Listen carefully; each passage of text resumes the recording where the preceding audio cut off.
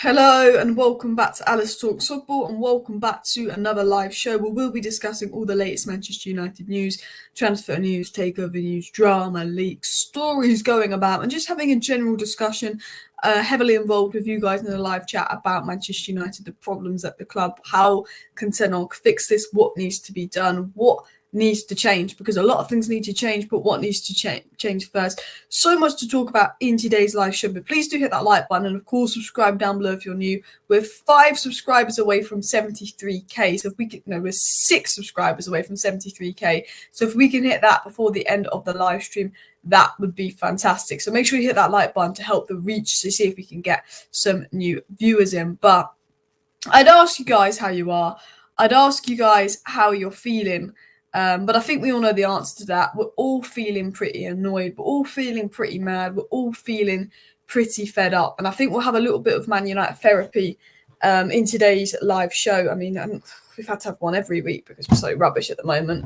And it's not a nice feeling because I think when we win, we're not convincing. When we're bad, we're bad. And when you're losing to your rivals, and then the day after you lose to your rivals, you see things like Man City posters being stuck up all inside Man United. You know, the staff at Man United are letting people stick Man City flags inside, but banning people from bringing in a Palestinian flag. Like, what's going on with this club? It's an absolute mess. You know, you can put your Man City flags up inside Old Trafford and not get in trouble, but we've banned a fan from bringing in a Palestinian flag. Is it Palestinian or Palestine flag? I don't get this club. Everything about it is rotten. And then we've got these leaks coming out on Mason Mount today that have absolutely boiled my blood.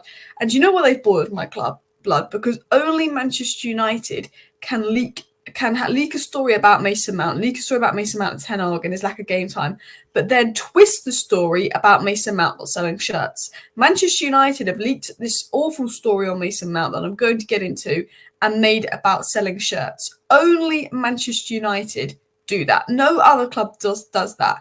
And it's an absolute disgrace. And as Nick has put in the chat, the Glazers are basically demanding Mount starts due to lack of shirt sales on it. The Glazers are getting annoyed at Ten Hag for not playing Mount because Mount hasn't sold enough shirts. And you know what? I'm annoyed at Ten Hag for not playing Mount because he's your bloody signing. But imagine that. The Glazers have basically had this briefing against Ten Hag today, annoyed at Ten Hag because Mason Mount doesn't sell enough shirts because he's not playing him. And that just tells you everything you need to know about this club. It's not about why isn't this player playing, what's going on the pitch. It's about why aren't we selling enough shirts. That is their priority right now. Why aren't we selling enough shirts? Not what's going on the pitch. And what's really annoyed me today is not only do we get a loss, not only is things just negative around United, but the problem with this club is when things are bad, when things go wrong, you get leaks. Leaks. Stories. PR spin. You know, Chelsea, it's pretty toxic, but they don't have half the stories coming out. We've got briefings coming out against Ten Hag. We've got briefings coming out from those at the club against Ten Hag. Leaks coming out against Ten Hag saying he's a bad coach, saying he's bad in training, saying he demands too much of the players. We've got leaks coming out from the club saying that Ten Hag makes the players work too hard. Ten Hag's training regime is all wrong. Ten Hag can't do this. Ten Hag can't do that. We've got anti-Ten Hag leaks coming out, and they are being briefed right from the top of the club from Avi and Joel Glazer. Because what is everyone talking about today? What was Gary Neville ranting about today? Gary Neville was ranting about the hierarchy. Gary Neville was ranting about the lack of structure at Manchester United and why they need structure in the place. Everyone's starting to question the Glazers. Everyone's starting to question the Glazer ownership. Everyone's putting pressure on the Glazers, the hierarchy of Manchester United. And whenever pressure goes on the hierarchy of Manchester United, whenever there's pressure on the Glazers, all of a sudden there's leaks that come out against the manager. And I have to say, this is looking like exactly how it did when it was the end of the road for Ollie. It's looking exactly how it did when it's the end of the road for Jose and Van Gaal. Leaks come out against the manager. It gets toxic. And I don't want Ten Hag to be sacked. I want Ten Hag to be given time. I want Ten Hag to turn it around. There's no manager that's come to Man United that I've wanted to be more successful than Ten Hag because of what he did at Ajax. And I really want Ten Hag to be successful. But I'm afraid I think this is the beginning of the end for Ten Hag. I really do. And I hate to say that. But the reason I think it's the beginning of the end for Ten Hag is we're seeing briefs come out against him. We're seeing briefs come out against the man.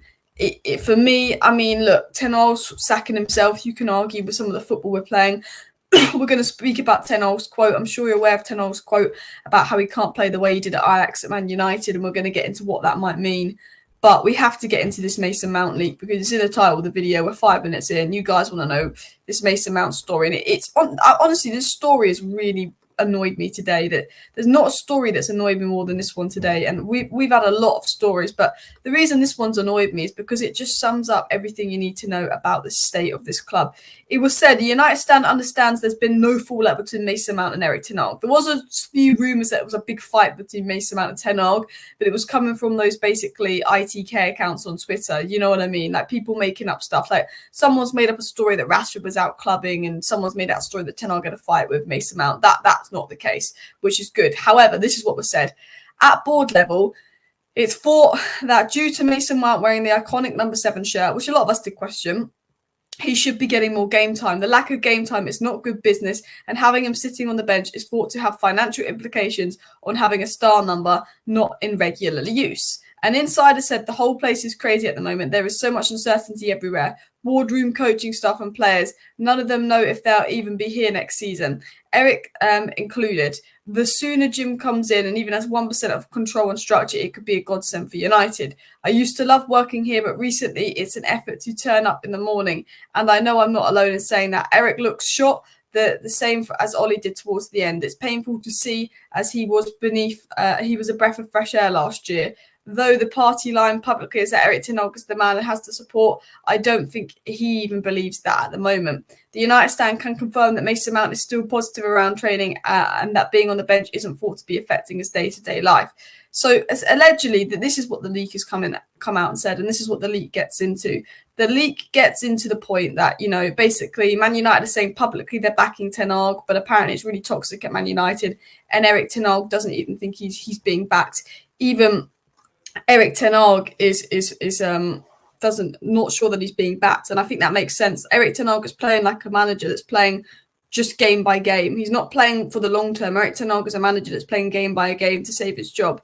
But you know what? This story, if true, and this has come out from an insider around Old Trafford about Mason Mount and the number 7 shirt, is an absolute joke. I'll be honest, I don't think Mason Mount should have got the number 7 shirt. I wasn't interested in giving Mason Mount the number 7 shirt. He shouldn't be Manchester United's number 7. But the fact that Manchester United, the boardroom, they're really concerned about Mason Mount, not because Erik Ten Hag spent 55 million and is not playing him. They're really concerned about Mason Mount because Manchester United are not selling enough number 7 shirts. You've given someone the number 7 shirt, they're not selling enough shirts. Only Manchester United, only this football club can turn a story like this into selling shirts. And that tells you everything you need to know about the hierarchy. That tells you everything you need to know about those at the top of the club. And the leak, it doesn't just go into Mason Mount. And I'm glad that it's debriefed the stories that Mason Mount had a fight with Ten Hag and stuff as well. And look, I don't think Mason Mount should have got the number 7 shirt. But the fact, and a lot of people are saying Erik Ten Hag gave him the number 7 shirt, Erik Ten Hag shouldn't have given the number 7 shirt. It's not about a bloody shirt number. At the end of the day, it's a shirt number. Do I think Mason Mount should have been number 7? No. But was it the end of the world when he got number 7? No. It's not about a shirt number. The number 7 is iconic at United and it should have been saved, 100%. But this isn't about a shirt number. Because at the end of the day, if you perform, you perform. It doesn't matter about the shirt number on your back. But the fact that they're annoyed about this at the top of the club because they're not selling enough number 7 shirts, because they're not selling enough Mason Mount shirts, tells you everything you need to go. No. We've said it time and time again. We said it over and over again. At Manchester United, they sign players to sell shirts. Why did we sign Cavani? Why did we sign Falcao? Why did we sign Ronaldo? We signed Ronaldo to sell shirts because for the month before we signed Ronaldo, we were telling everyone we had no money to do any transfers, even 5 million transfers. Ronaldo comes on the market and all of a sudden we've got 20 million that we didn't have at all before Ronaldo came on the market because we knew he'd sell shirts. This is the problem with United. It's not about Ten Hag's an idiot for giving Mason Mount the number 7 shirt. We shouldn't be ganging up on Ten Hag because he gave Mason Mount the number 7 shirt. I don't care that he gave Mason Mount the number 7 shirt. I didn't think he should, but it's a shirt. We should be looking at the fact that our board isn't concerned that he's signed a player and is not playing him. Our board is concerned about why that player isn't selling enough shirts. And if you wonder why Manchester United is not a serious club, if you wonder why Manchester United are so far behind the likes of Manchester City and rivals. It's because those at the top of the club, those making the decision at the club about who we sign, who we sell, those making the ultimate decisions at the top of the club care more about numbers, profit, money in the bank than points in the Premier League. If the Glazers had a button right now where they could say Man United will get 100 points this season and win the Premier League, or the Glazers had a button right now to say that we'll make £200 million more in profit this year than we did last year, what button is the Glazers going to press? They're going to press the second button where they're going to make more profit. Even if it said you make more money but United finish 16th and just escape relegation but you make more money, they will press that button. Even if there was another magic button that said we get 100 points and win the league, they would still press the button where we'd come 16th and be on relegation form if it meant they meant more money. And that is why we are not a serious football club, because those at the top of the club, it's a business first, commercial first. That is the issue. And that is why, we are behind everybody. And you know what? It's good that, business and the commercial side of the club is important for sustainability. But the footballing side is just as important, because Manchester United still generates a lot of money and they're good on the business side, they're good on the commercial side. But imagine the amount of money we'd be generating if we had the same amount of success Manchester City had in the last 10 years. I guarantee you this now, we'd have been generating, instead of 600 million, 900 million, a billion if we'd won the treble. But they don't think like that. And that's what annoys me as well. Everything at this club is a mess. And the whole leaks that have come out today, Glazers doing briefs against Ten Hag. Ten Hag's training's not good enough. Players are concerned about Ten Hag. It's Ten Hag's fault there's injuries. There's Ten Hag's fault there's injuries. That I don't care about the Ten Hag briefs. I don't care. I am not happy with Ten Hag. I think Ten Hag is playing absolutely crap football, and I think his comments before and after the game about not playing Varane for tactical decisions, taking Amrabat off at half-time, taking Højlund off, giving Rashford favouritism, his comments post-match saying we did all right, I think that's awful. I don't know what Ten Hag is on, and I will criticise him for that. But at the end of the day, I will still say I'm giving the manager time to turn it around. I don't know if he'll turn it around. In fact, I like to be positive. I like to be positive. I don't think he's going to turn it around. And the reason I don't think he's going to turn it around is not because I don't think he's capable of turning it around. It's because, one, we know he doesn't like to change things. He's stubborn. And to turn it around, he's going to have to change things. Two, he'll be working with the hierarchy board, everyone against him. And three, he's got to turn it around with these players who've mentally checked out of the season already, these players that have given up this season already. It's not about can Ten Hag turn it around. It's about, will these players start playing again? Because I think these players have checked out. All right, see you in August. See you in pre-season when you decide to show up again, because we've seen it under manager. The same players checking out when things get bad. And this is why I don't want Ten Hag sacked, because the next manager that comes in will give us a bounce, we'll have a good season, we'll get back in the top four. Then the following season, when he doesn't get fully backed, and you can say he had money spent on him, but when he doesn't get his first choice signings, like, of course, Frankie de Jong, like, of course, Harry Kane, Kim Min-jae, when he doesn't get his first choice signings, the next manager, and things go wrong, the players will throw him under the bus. And this cycle will continue with the manager that replaces Ten Hag. And everyone's saying, sack Ten Hag, sack Ten Hag, sack Ten Hag. And I understand every ounce of criticism on Ten Hag right now, because the football he's playing gives me no hope. There's no progress, there's no good football, there's no points. I understand if you're Ten Hag out. But if you are Ten Hag out, who replaces him? Who right now replaces Ten Hag that's going to make us any better? Nobody. What takes time in football? Managers. And that's what I say. But the interesting thing about the leak that came out earlier today, and one of the most worrying things that came out in the leak earlier today, was they're saying that Erik Ten Hag feels like his job isn't safe. All right, that's the worrying thing. Man United put out reports and stories, Ten Hag's job is safe, they're backing him. And to be honest, I think the reason Ten Hag's job might be safe is because Manchester United can't afford to sack Ten Hag, because we are a broke club. But leaks are coming out today that Ten Hag feels his job is not safe. And Ten Hag is playing like a manager who is taking the game by game. Rebuild's a long-term thing. And this is my frustration with Ten Hag. I'm Ten Hag in. I'm going to hope he turns it around. I want him to succeed, because I know that he's got to deal with a crap hierarchy, and we're going to get into more detail about this. But, it's rinse and repeat FC. It is rinse and repeat FC. Thank you, Alan. Correct, Alice. Rinse and repeat. How many more times are we going to go through the same process? Whoever, replaces Ten Hag will go through this same process. And look, Ten Hag is feeling like Ole 2.0. The football at United is not good. And my biggest criticism of Erik Ten Hag right now is, you know what? Give us something to be positive about because the wins aren't convincing. We've played 14 games this season. We've lost 7 of them. We've won 7, we've lost 7. But only one of those 7 wins was convincing, and that was in the Carabao Cup against Palace's B team. If Man United's other wins were convincing, if some of our losses were convincing, if we saw a style of play where we were playing good football, I could be positive. And we're not seeing that. We saw it at bits last season. Man United were playing good football. We were building as a team. We were playing some nice stuff. We went on a good 3-4 month run where Bruno Fernandes, Marcus Rashford, the whole side looked incredible. And then we saw fatigue towards the end of the season. Everybody kind of dropped off. But now Erik Ten Hag's job's under pressure. Everything that we did good last season, all the progress we made that was good last season, he seems to have stripped away.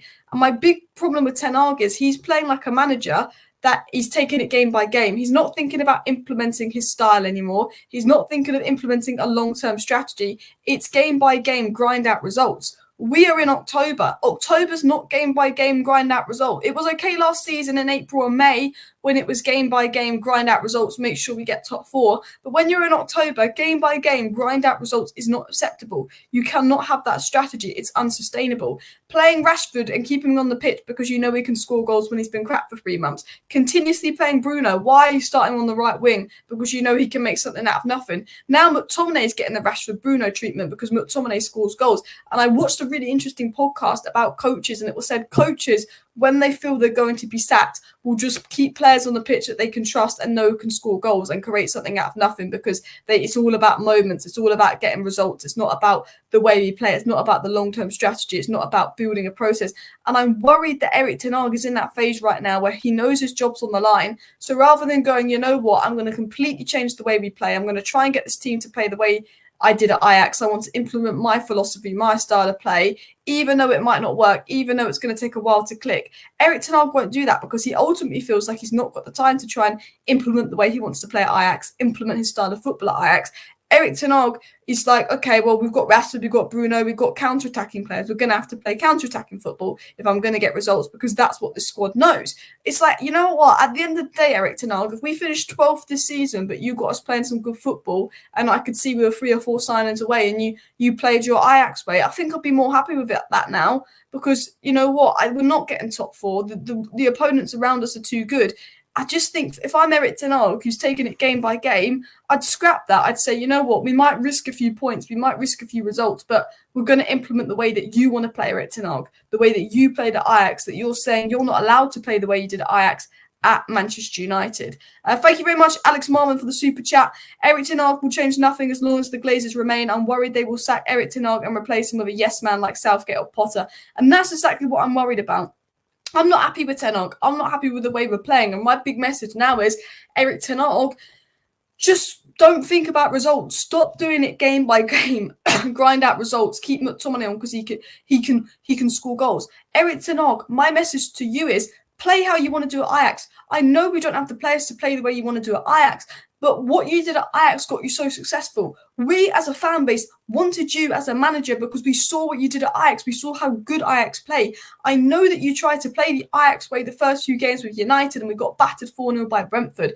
But you're telling me you cannot come in. I'm going to be honest with you. You cannot come in and tell me right now that Erik Ten Hag came to United planning to play counter-attacking football because Erik Ten Hag's priority transfer was Frankie de Jong, a possession-based player. Erik Ten Hag clearly came to Manchester United with the idea of kind of copying what he did at Ajax, playing possession-based football. Otherwise, he wouldn't have signed Martinez. Otherwise, he wouldn't have signed Anthony. Otherwise, he wouldn't have made Frankie de Jong his priority signing and gone and made sure he got a player like Eriksen. Obviously, we missed out on de Jong. We got Casemiro, had to change the complete midfield style and attitude. But for me, my message to Erik Ten Hag is, it's not working and the football isn't good. If we're not getting results and the football is bad, you're going to lose the fans. The fans wanted you because of what you did at Ajax. The fans backed you because of what you achieved last season to turn it around and finish 3rd after the state of our squad last season. And towards the end of last season, you abandoned principles and you started grinding out results. And this season hasn't been about making progress or implementing the way you want to play. It's been about getting results. And part of that might be on you not getting 100% of the transfers you want. Part of that might be on we having the wrong hierarchy and recruitment around us, so you can't completely play the football you want to play. But Ange Postecoglou has got Tottenham Hotspur playing the football he wants to play with a lot of players he did not sign. You know what? play the football you want to play. And if the players aren't capable of it, if the players are whinging, tough. It's not about we're going to play counter-attacking football because that's how we played under Ollie and that suits the Man United players. You are the boss. Play the football you want to play, because Erik Ten Hag coming out saying he can't play the way he wanted to play. He played at Ajax at United because we don't have the players for that. Clearly, that is because, one, he's not been backed. Two, our players aren't capable of playing that way, but Tottenham's players are capable of changing their style for Ange Postecoglou, and Tottenham were 10 times worse than us last season. And three, Erik Ten Hag, unless someone's telling you to play counter-attacking football, you're crazy. Why would you go to Manchester United and completely abandon your principles? You cannot convince me that he wanted to play counter-attacking football when he joined United, when he was begging for Frankie de Jong. You cannot convince me that as well. Thank you very much, Sebastian, for the super sticker.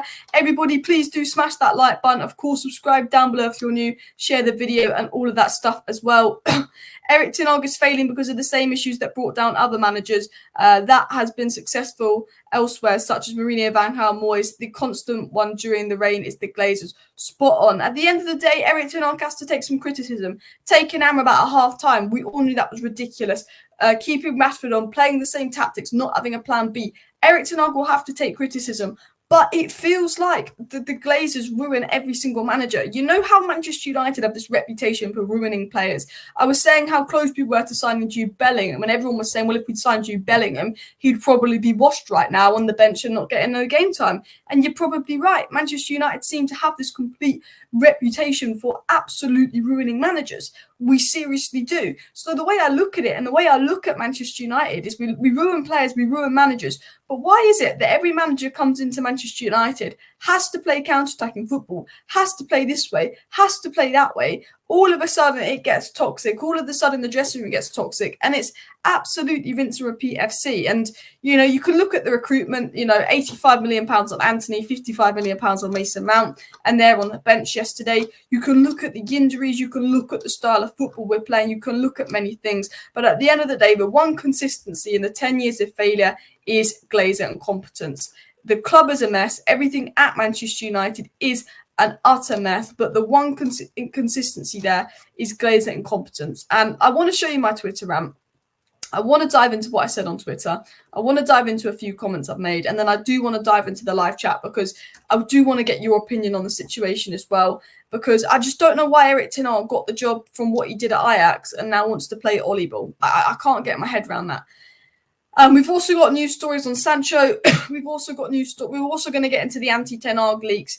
And look, I want Ten Hag to succeed. I really do. But when there's briefs coming out against the manager from the Glazers, I think it's the beginning of the end. I honestly think it's over for Ten Hag just because there's briefs coming out against him. And it's just a repeat of what happened under Ollie in his final months. But I really hope I'm wrong. Now, I said here, Man United's best option is to stick with Ten Hag. And a lot of you will disagree with me on that. But at the end of the day, there is no one that's going to come in right now that is better than Ten Hag.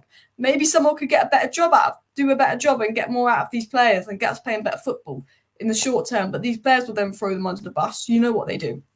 I said United's best option is to stick with Ten Hag because Ferguson took a few seasons to get going. Arteta took a few seasons to get going. And with the transfer strategy at Manchester United that Ole Gunnar Solskjaer exposed, remember this, Ole Gunnar Solskjaer kept talking about the fact that he was only allowed 2 to 3 top signings a season. So rebuilding was obviously going to be slower at United.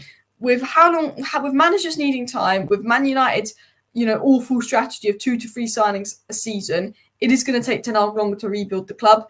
But for Ten Hag, my big message is I want to give Ten Hag time, but I'm willing to give Ten Hag time if the results are bad and the football is good. Let's say the results continue to be bad, but we see Man United implementing a style. We see Man United playing football, which we know 1 or 2 or 3 signings to add to that could build on it. When Arsenal came 5th under Arteta and just missed out on top 4, I never got understood why some Arsenal fans were Arteta out because they just missed out on top 4 by 1 point. Because that season you could see Arsenal implement a style. Yes, Arsenal weren't getting results, but that season you saw Arsenal implement a style, start playing good football. They added 3 or 4 signings to that, and all of a sudden they were in a title race. That's what United need to do. So Ten Hag, for me, give him time, but only give him time if he goes, screw this counter-attacking crap that I'm playing. We're going to play the way that I want to play. We're going to play the way that made me successful at Ajax, and we might not get results, but we're going to see improvement. We're going to see progress. That's what I want to see from Ten Hag. But I'm saying right now, Man United, let's just back Ten Hag because there's no one there that's available.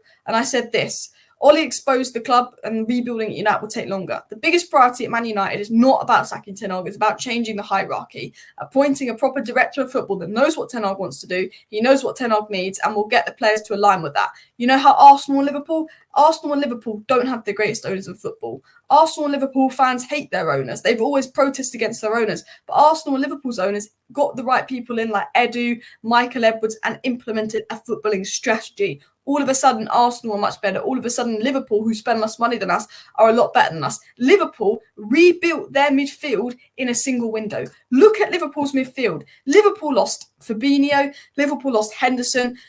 Liverpool's lost Mane, Liverpool's lost Firmino, Thiago's always injured. Liverpool lost the bulk of their league winning squad, their quadruple verge squad. Liverpool lost the bulk of that. And in one window, they can rebuild their midfield just by signing Gravenberch, McAllister, Endo, and Szoboszlai. Signed 4 midfielders in one window to completely rebuild a midfield. They lost they lost 3. They lost 3 midfielders. They signed 4. They replaced Milner. They replaced Henderson. They kind of didn't really replace Fabinho, but they brought in Gravenberch. They brought in McAllister, who were good players. Liverpool can rebuild their midfield in one single window, but it's taken Manchester United 10 years since Sir Alex Ferguson's left to rebuild nothing. But Liverpool can rebuild a whole midfield in one window. It would take Man United 3 years to rebuild the midfield. We never got Frankie de Jong. We're still, we missed out on Frankie de Jong. We still had 3 transfer windows since we missed out on Frankie de Jong. And we haven't signed a possession-based midfielder that is good at retaining the ball, which was Ten Hag's priority signing. I still can't get my head around it. This guy was begging for Mason Mount, and we've not signed a single profile. So this guy was begging for Frankie de Jong.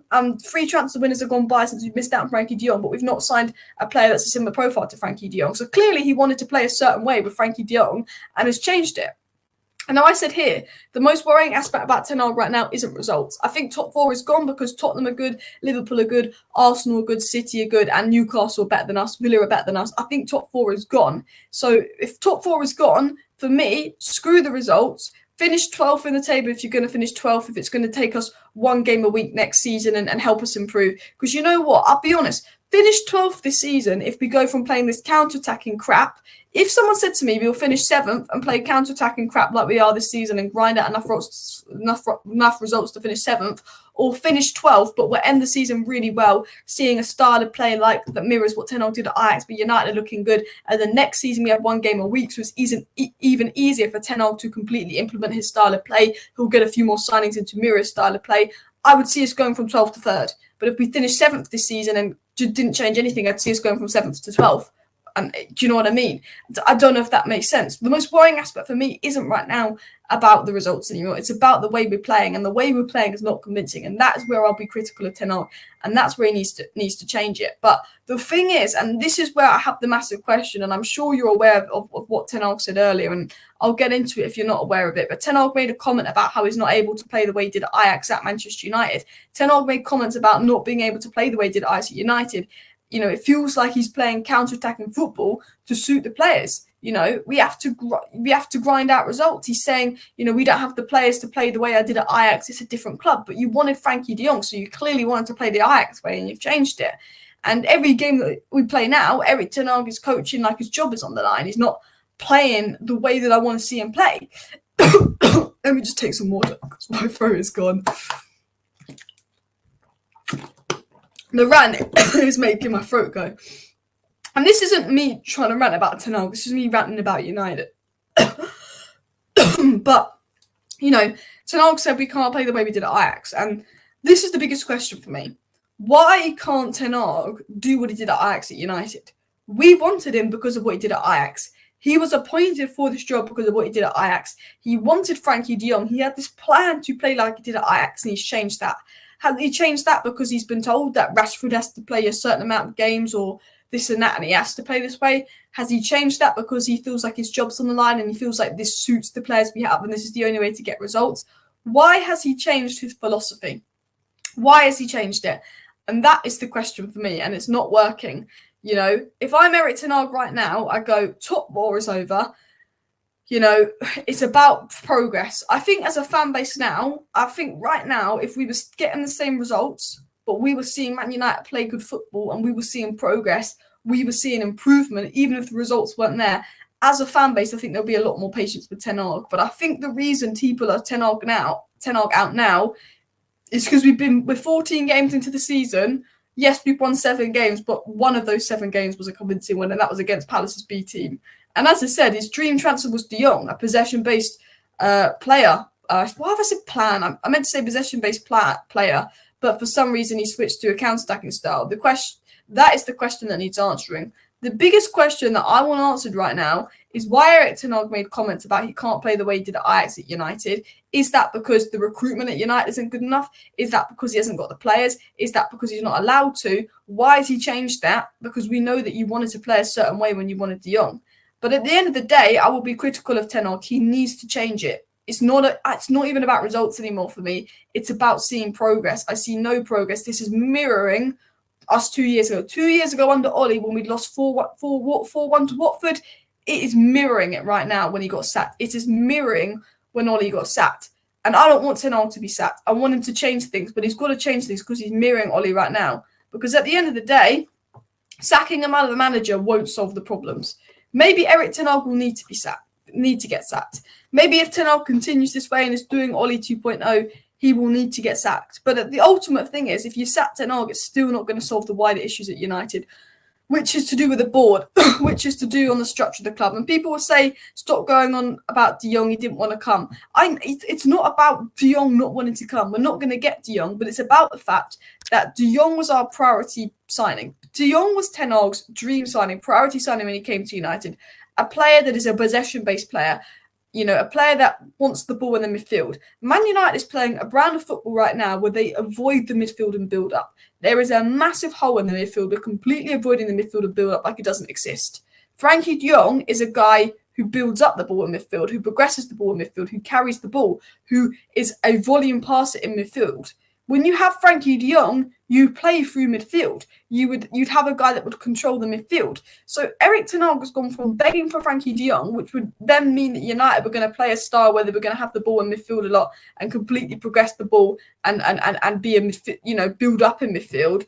To all of a sudden, Man United playing like a team with no midfield. And it's like, okay, you missed out on Frankie de Jong and you got Casemiro, very different profile, but we needed a DM. But the thing is, why didn't we get a Maxim Kakare? Maxim Kakare, not Frankie de Jong, but a player that that kind of mirrors Frankie de Jong. Why didn't we sign a Maxim Kakare type person? Why didn't we go all out for a Moises Caicedo and Enzo Fernandez and Declan Rice?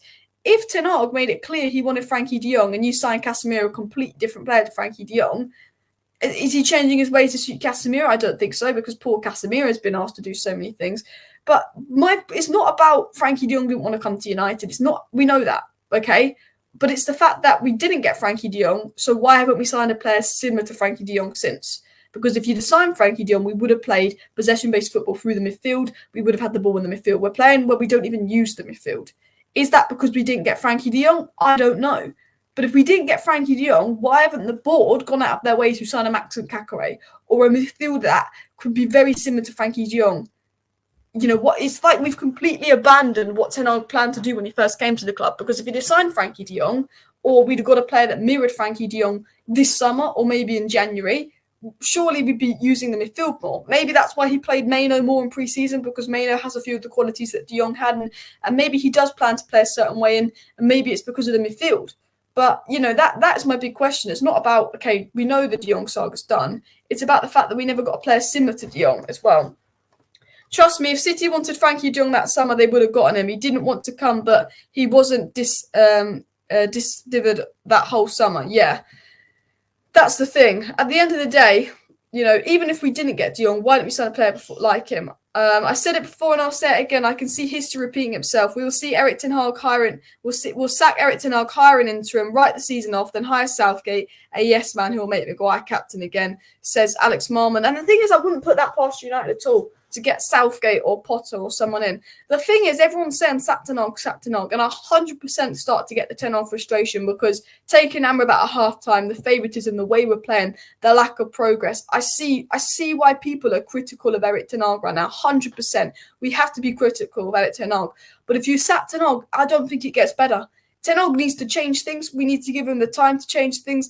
We've got to hope that he will change things. If his plan is to play like this and hope it works out and Bruno and Rashford find form, then it is the end of the road for Ten Hag. I'm worried it's the end of the road for Ten Hag because there's briefs coming out against him from Rob Dawson today that have obviously been leaked by the Glazers. He's lost the dressing room. The players are acting like a mess. I'm worried it's the end of the road for Ten Hag. But at the end of the day, I want Ten Hag to succeed. But, if he's going to succeed, I want to see him start to implement the style of play. I want to see better football from the guy because you sack Ten Hag, it might get better short term. It might get better short term sacking Ten Hag, but it won't get better long term as well. The top of the club is where things need to change. The top of the club. And the worst part about it is when things were crap last month, we were just going, okay, Qatar will save us. We've been thinking, okay, Qatar will save us. We've been positive when things were crap earlier in the season because we were just saying, you know what, Qatar. We can't even say, oh, well, we're probably going to get Qatar. We're not getting Qatar. We're not getting a full sell. These idiot, scummy owners are looking to stay because of greed. And for me, I think that's the thing. Things are bad, but I'd be saying, okay, at least Qatar could come in and change things. Jim Ratcliffe might come in. And if Jim Ratcliffe comes in and changes the structure, things will look a lot better. Jim Ratcliffe needs to come in and change the structure of this club ASAP. And, but we're still not getting a full sale. We're still getting those Glazers at the top. We don't know what Jim Ratcliffe's going to do, what his intentions are. And there's so many things in the air. And I think that's another big blow.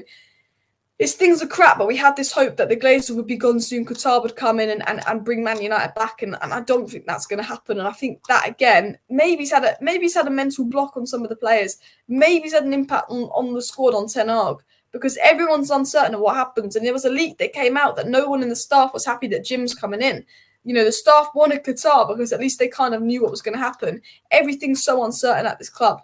And it's just a mess, and it really upsets me as well. But we will get into Ten Hag's comments. I do want to get this up right here. No, that's the wrong screen. Let me get Ten Hag's comments up here. I don't know if you can see that. Am I blocking it? Yeah. Let me change cameras. This was Ten Hag's comments earlier, quickly, and I want to bring this up here. Because I think this is what I've been referring to this a lot in the video, and I just realized I didn't show it to you. But if you watched my video earlier, definitely watch my video earlier. It's a 10-minute rant about what Gary Neville said, what Roy Keane said. Definitely watch that. But it was said here, when will you be able to play the same football with Manchester United as you did at Ajax? Ten Hag was asked this player. He said, never. We will never play that football because those were different players. This is not why I came here. We are playing different football than I showed at Ajax because I have to, because I can't play the same way.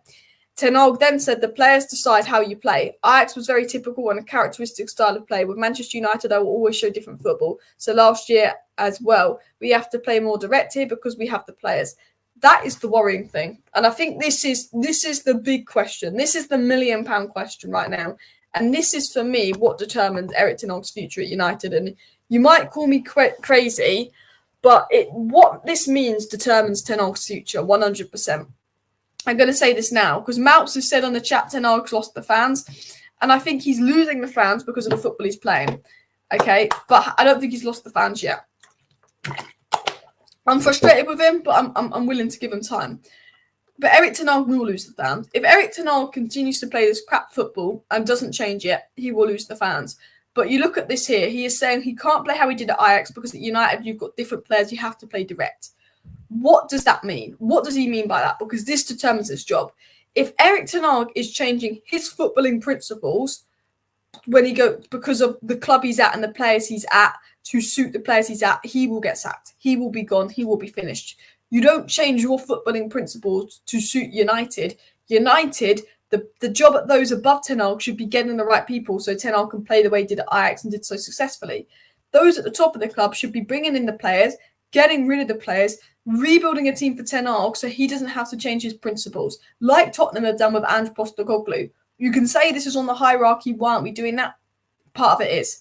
But Erik Ten Hag, if he's playing this way temporarily because he needs that midfield player in, he needs that defending player in, he doesn't have Martinez, he doesn't have Shaw, and he's just having to play this way to make do with the players we have because he can't play the way he wants to yet, and he has this plan to play how he did at Ajax, there's potential for Erik Ten Hag's job. He can win back the fans.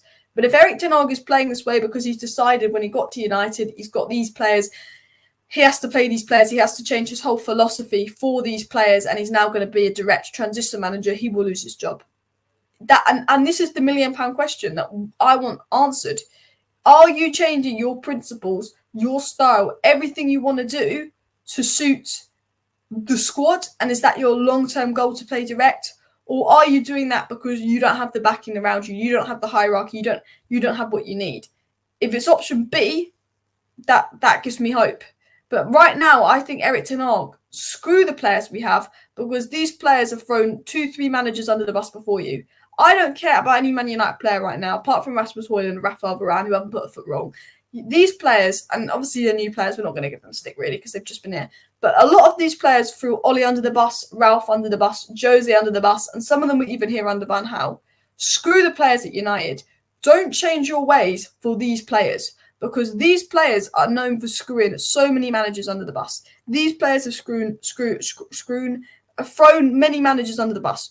Don't change the way you want to play for these players. Don't be playing direct for these players. Play the way that you want to play. And if these players aren't up for it, get rid of them. Because it's not about player FC anymore. It's not about player FC anymore. Play the way you want to play, even if it doesn't suit the bulk of the players at United, even if you don't get results, even if it's going to take a lot of these players a year to learn that way, and we finish 12th this season. If we see progress, direction, a sustainable style of play, you start to play like you did at Ajax, we will be happy. Because right now, if someone said to me, play like this and grind out 6th place for the rest of the season playing direct, and someone said to me, no, we finished 12th, but we play good football, we see progress and we end the season really strongly, I would take playing 12th. Because I think if you change the football, you play good, the players learn the system that you want to play that was made you so successful at Ajax, and then in the summer you bring in a few signings. I think even if we finish 12th this season playing good football, we'd finish 3rd the season after with the right signings. If we finish 7th or 6th this season playing bad football, I think we'd finish 12th the season after. For me, it's time to implement your system as well. The scary part is many of the new signings and Erik Ten Hag allies levels have dropped and mentally crumbled, and that's the worrying thing. The worrying thing is Man United poisonous? Because every player that seems to go to United, is this great player with this great mentality, and all of a sudden, once they've been here a year, once they've been here a certain amount of time, they seem to drop. It's like we're contagious. It's like the bad attitude at Manchester United is completely contagious. It's like players come to United, good players with good relationship to Ten Hag, never had a mentality or attitude problem in their life, and they come to United and it's like they get drawn into the toxicity and it comes contagious, and these players are bad and this player is bad. It just feels so incredibly toxic at Manchester United, doesn't it? Ten Hag doesn't sign or sell players. He asks for players to be signed and sold, and that side is down to Mertz. 100%. I want to get into Nick's point. I have been critical of Ten Hag, his signings, but at the end of the day, Jeremy Doku's gone to Man City. Why? Because Pep Guardiola said he wants a type of winger that can do this. Man City scouts went out, found a load of wingers, said to Ten Hag, what about Doku? Ten Hag watched a few games of Doku, who he wasn't familiar with, and approved it. Murta and Arnold don't have the knowledge that those at Man City do, because Man City employ proper people. So Ten Hag's having to choose players. Ten Hag is the manager of United. His focus should be on coaching training sessions, mentally managing the players. His focus shouldn't be on who we sign and sell. He has a say on who we sign and sell, but Ten Hag, if he was working with a proper sporting director of football instead of Murta and Arnold, the idiots, the Bristol bankers, if he wasn't working with the Bristol bankers and he was working with proper sporting people, director of football, who he could tell his philosophy to, he could say what he wanted to do with this team, how he wanted to play. If you had a proper sporting director of and a director of football there, you had the proper sporting people at the club, they would look at what Ten Hag wants to do, they'd look at the current squad, they would look at the problems, they would know Ten Hag's long-term plans, and they would go out there for Ten Hag and find players to suit the way he wants to play. And they would find players that maybe we're not too familiar with, that they would say to Ten Hag, look, this guy can do this, look, you want to do that, but you don't have that in midfield. And all of a sudden, Man United might assign 5 players in that 30 to 50 million range instead of 3 players in the 60 to 70 million range that don't work. That is, again, people will be critical of Ten Hag signings, but it's not his job. he should be having a sporting director who knows exactly what he wants to do and knows how to achieve that and finds enough players to do that and then gets back to spend that money and sell the players that he doesn't want. He shouldn't be relying on, okay, we brought Mason Mount and Anthony because Ten Hag knows them. Mason Mount and Anthony weren't needed to be overspent on them, Yes, Ten Hag knows them, but we're going with players that Ten Hag knows and is comfortable with because Ten Hag can't trust our recruitment, our board to go and get the players that he needs because they don't know Ten Hag's philosophy. Proper sporting director does know that. That's what I think as well. As Diego says, the director of football and structure should providing your Ten Hag options, and that needs to change. The only positive about Ratcliffe is he's apparently wanting to change that as well. As Gary Neville said, Daniel Ratcliffe could come in. Many of the signings are direct recommendations from Ten Hag, even former players, but a proper director of football knows when to say no to the gaffer. Exactly. You can blame Ten Hag all you want, but proper director of football wouldn't let him spend 85 million on Anthony. They would say, you know what, we're doing a right-wing panic buy, but instead of Anthony, but we're going to get this player, we're going to get that player. Thank you very much for the super chat, Alex. Alex has said, just waiting for Erik Ten Hag to be sacked, then hear English players like Maguire, Shaw, Rashford and Sancho big up Southgate as the new boss of Man United. But I don't know if Southgate will, but it just feels like if Ten Hag's sat, there's no one good available, and ultimately we'll bring in someone like Potter or Southgate, and we'll be in the cycle again, rinse and repeat. Ten Hag is a good manager. Ajax are crumbling without Ten Hag. There's no doubt in my mind Ten Hag's a good manager. But how many good managers come to Man United and been a crap manager? For me, it's almost at the point where I know Ten Hag's a good manager. I know what he's capable of doing, and Ten Hag's going to sack himself if he doesn't change things. But you go, it's like we're poisonous. It's like those at the top of the club want every manager to rot. And I just wanted to share a story on my screen that's come out here saying that Ratcliffe's faith in Ten Hag remains unchanged despite United's poor start to the season, but it's thought he's like to have fewer responsibilities. So he said that, and it said that a full-scale audit of Man United football operation is in the pipeline and is like to include specialists taking control of player recruitment and Erik Ten Hag sticking to coaches, which is exactly what we need. This is what we're talking about, and it could just be Jim Ratcliffe PR. Because I think a lot of people aren't happy with Jim Ratcliffe. And at the end of the day, with the Jim Ratcliffe stories, this is good, this is positive. I don't want Jim Ratcliffe. I wanted a full sale. I wanted Qatar, but we're going to get Ratcliffe. And at the end of the day, we've got to hope that this isn't Ratcliffe PR, and this is actually Ratcliffe's intention to do this with Manchester United, to do that with Manchester United, that Ratcliffe has good intentions. That's what we've got to hope for. But they are saying that actually Ten Hag will stick to coaching if Ratcliffe comes in, and he will change this, this and that. And that's what we've got to hope for. That is what we've got to hope for, because that is the only way that we're going to get some kind of change without the Glazers leaving, is that if the structure leaves. Because Liverpool and Arsenal don't have the best owners, but they changed the structure and now they're way more successful than United. The structure of a footballing club, the hierarchy, the people that make decisions are important as well. Rebuild said here, Rashford is close to Sancho, who's been ousted by Ten Hag. He's simply getting revenge. It's obvious. Erik Ten Hag's getting thrown under the bus. Disgraceful players. Rashford isn't trying at all. Rashford, Manc born and bred, Manchester United fans should know what it means to play in a derby, pulling out tackles. No excuses for Rashford today, was not trying. I like Rashford, I back Rashford, I'd never call him Trashford. I've never been a Rashford hater, but I tell you what, Marcus Rashford needs to be dropped and Alejandro Garnacho needs to start. Play the kids. Garnacho, Pelistri, Maino, Mejbri, I want to see them on the pitch. I want to see Amrabat, Maino and Mejbri in the midfield. I want to see Højlund, Pelistri and Garnacho as the front three. I want to see the back four can stay as it is because we've got so many injuries. We don't have many youth players. But you know what? Play the kids, because the first team have been a disgrace. Erik Ten Hag tactically got it wrong versus Man City. Erik Ten Hag needs to play better football. Erik Ten Hag needs to be a lot less stubborn. But diving into things, those players, throwing another manager under the bus. How many managers are we going to get through these players? And if I'm Ten Hag, don't change your style of play to suit the Man United players, because they've thrown 5 managers under the bus. If you need to get rid of certain players, big players, favourite players, big names, do it. Do it. Play how you want to play at Ajax, even if it doesn't suit the big names at United, even if they get annoyed that it's just because you are the manager, we'll get rid of them. And a proper sporting director, if we had proper owners, would say, I don't care how big a player name is. You know, Pep Guardiola got rid of Cancelo because he wanted to change his style. Cancelo was one of their best players. A proper sporting director would say, Erik Ten Hag, play the way you want to play. Play the way that made you successful at Ajax. Even if it doesn't suit Marcus Rashford, the biggest name at United. Even if it doesn't suit Jadon Sancho, the highest owner. Even if it doesn't suit this player, that player. Play the way you want to play and we'll get rid of the big names. Even if they're angry they're not playing or you're not playing to their strengths, you are the manager. Play the way you want to play. And in 2 years' time, None of these players will be here if you don't want any of them. We'll completely rebuild the squad. We'll completely rebrand the squad. That's what a proper sporting director would do. And that's what Man United should be doing. You know what I mean? And it's just frustrating. And we've just got to hope for structure changes as well. But for me, get the Glazers out. Get the Glazers out right now. People, please do hit that like button. Of course, subscribe down below. The club must back Ten Hag. They didn't do that this summer. I heard people saying 400 million they backed Ten Hag.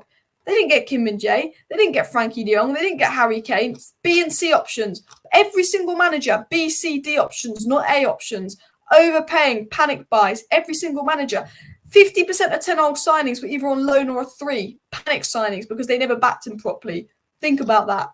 Anyway, people, I'm going to wrap up today's live stream. It was a bit of a rant today. I will be back tomorrow, probably midday tomorrow, because I'll probably have more rants to do. So please do hit that like button. Of course, subscribe down below if you're new. Share the video. Thank you for watching. See you next time. Bye.